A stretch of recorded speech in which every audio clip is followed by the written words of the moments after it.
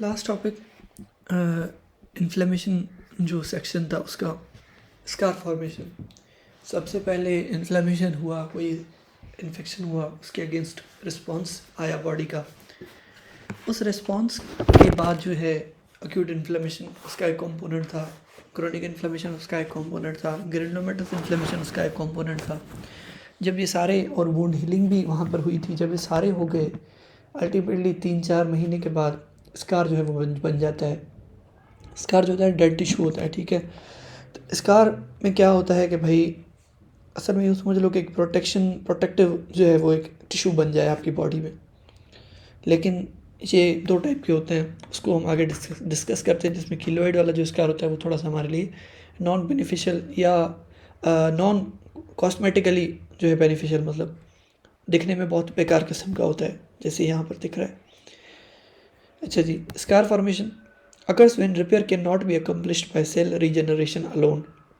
Scar formation तब होती है जब आपका जो रिपेयर है वो सेल रीजनरेशन यानी सेल का जो बनना है वो अलोन मतलब खुद ना कर पाए, तो भी जाके आपका स्कार जो है वो फॉर्म होता है। Non regenerated cells secondary to severe acute और क्रोनिक इंजरी।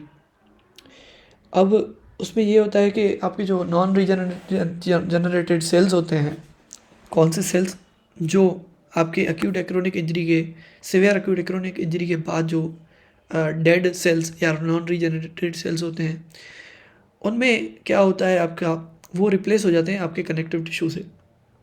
नॉर्मली तो ये होना चाहिए कि जो आपकी सेलुलर इंजरी हुई उसकी कंपनसेशन सेल विथ सेल होनी चाहिए, आई फॉर एन आई होना चाहिए, ठीक है, सेल फॉर सेल होना चाहिए। लेकिन अगर सेल वहाँ पर नहीं आया, अब बॉडी ने कुछ ना कुछ तो कवर करना है ना, उसको तो कनेक्टिव टिश्यू दे देती है बॉडी उसे। जो कनेक्टिव टिश्यू सेल तो लाइव था, वो प्रॉपरली मैनेज कर रहा था, लेकिन कनेक्टिव टिश्यू आपका डेड होता है। 70 to 80% of the tensile strength regained at 3 months, little tensile strength regained there after.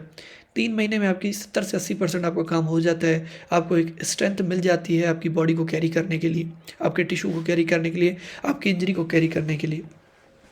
अच्छा जी, उसके बाद जो excess tumour growth factor beta होता है वो एसोसिएटेड होता है एबरेंट स्कारिंग के साथ, जिसमें आपके हाइपरट्रॉफिक और कीलोइड स्कार्स दोनों टाइप के बन सकते हैं, ठीक है। टीजीएफ बीटा का एक्सेस होना लीड्स टू एबरेंट स्कारिंग यानी अजीब किस्म की स्कारिंग, जिसमें हाइपरट्रॉफिक और कीलोइड, हाइपरट्रॉफिक फिर भी कुछ ना कुछ कॉस्मेटिकली बेहतर होता है। अच्छा जी, उसके बाद आ जाएँ आप हाइपरट्रॉफिक स्कार। टाइप 3 कोलाजन इसमें ज़्यादा होती है, और जो आपका कीलोइड स्कार होता है उसमें आपकी टाइप 1 और टाइप 3 कोलाजन दोनों बहुत ही बड़े होते हैं, ट्रिपल एरो आप देख सकते हैं, क्योंकि आपकी स्ट्रेंथ जो है वो बहुत ज़्यादा देनी है आपके टिश्यू को, तो टाइप 1 का काम वहाँ पर होता है। उसके बाद कोलाजन ऑर्गेनाइजेशन पैरेलल होगी, इसीलिए कॉस्मेटिकली बेहतर होता है, और इसमें डिसऑर्गेनाइज्ड होती है, ठीक है। और उसके बाद एक्सटेंट ऑफ स्कार जो होता है, ये लाइन बहुत इंपॉर्टेंट है, confined to the borders of original wound. BCQ में आपको अगर ये चीज़ आ गई तो आपको पता लग जाता है कि आपका बॉर्डर्स तक ही लिमिटेड है, तो आपका हाइपरट्रॉफिक स्कार है। अब यहाँ पर जो होता है कीलोइड में ये एक्सटेंड करता है beyond the original wound with claw like projections typically on the ear lobes, face and upper extremities. जैसे यहाँ पर ईयर लोब के अराउंड या फेस के अराउंड जो आया है, ये आपकी क्लॉ लाइक जो है वो आपकी इसने एक पिक्चर बना दी है, और बहुत ही गंदा दिखता है ये, ठीक है। पेनलेस होता है लेकिन बहुत ही गंदा दिखता है ये।